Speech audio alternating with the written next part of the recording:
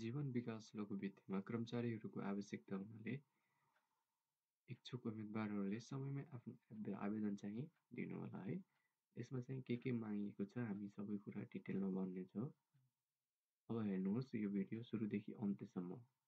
नेपाल राष्ट्र बैंकबाट इजाजत प्राप्त घ वर्गको राष्ट्रिय स्तरको कार्यक्षेत्र भएको यस वित्तीय संस्था र त्यहाँ बमोजिम पदका लागि चाहिँ कर्मचारीको आवश्यकता हुनाले यो आवेदन फारम चाहिँ खुलाएको छ र पहिलो नम्बरमा रहेको छ अधिकृत र सङ्ख्यामा चाहिँ केही मात्रै एक रहेको छ र न्यूनतम योग्यता चाहिँ मान्यता प्राप्त शिक्षण संस्थाबाट कम्तीमा व्यवस्थापन स्नातक र सिए र एसिसिए त उत्तीर्ण गरेको हुनु पर्यो र कार्यको अनुभव चाहिँ बैंक तथा वित्तीय संस्थामा कुनै सङ्गठित संस्थामा कम्तीमा 3 वर्षको कार्यको अनुभव हुनु पर्यो। साथै नेपाल राष्ट्र बैंकको एसआइएस, इसिएल र एनएफआरएस रिपोर्टिङ सम्बन्धी अनुभव भएको हुनु पर्यो र परीक्षाको किसिम चाहिँ छनौट सूची, सर्टलिस्ट र अन्तर्वार्ता बमोजिम हुन्छ। त्यसैगरी दोस्रो नम्बरमा रहेको छ सहायक अधिकृत।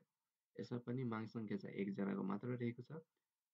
यसमा पनि क्वालिफिकेसनको कुरा गर्दाखेरि मान्यता प्राप्त शिक्षण संस्थाबाट व्यवस्थापनमा स्नातक उत्तीर्ण गरी चार्टर्ड एकाउन्टेन्सी कोर्सको क्याप 2 र आइपिसिसी लेभल सेमी क्वालिफाई सिए उत्तीर्ण गरेको हुनु पर्यो र यसमा पनि कार्यको अनुभव भएकालाई विशेष सहायता दिनेछ र छनौट प्रक्रिया चाहिँ त्यही सर्टलिस्ट अनि अन्तर्वार्ता बमोजिम हुन्छ।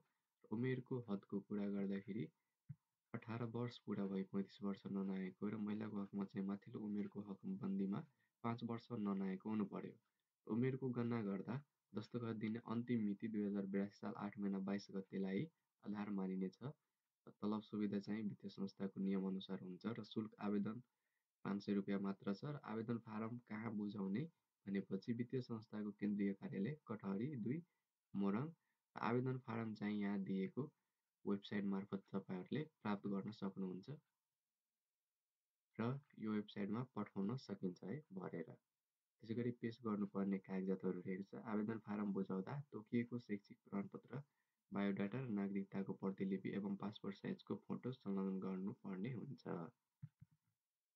र साथै आवेदन फारम बुझाउने अन्तिम मिति चाहिँ 2082 साल 8 महिना 22 गतेसम्म रहेको छ। त्यसैगरी छनौट सूचीको कुरा गर्दाखेरि सर्टलिस्ट नतिजा प्रकाशन भएपछि छनौट सूची सर्टलिस्टमा परेको आवेदकहरूले नतिजा 2082 साल मङ्सिर 24 गते यस वित्तीय संस्थाको वेबसाइटमा प्रकाशित गरिन्छ र अन्तर्वार्ता हुने स्थान वित्तीय संस्थाको केन्द्रीय कार्यालय भवन कटहरी 2 मोरङमा हुनेछ भने छनौटको अधिकार चाहिँ कर्मचारी छनौट सम्बन्धी सम्पूर्ण अधिकार चाहिँ वित्तीय संस्थामा निहित रहनेछ र थप अझै कुनै जानकारीको लागि चाहिँ जीवन विकास लघु वित्तीय संस्थामा तपाईँहरूले कन्ट्याक्ट गर्न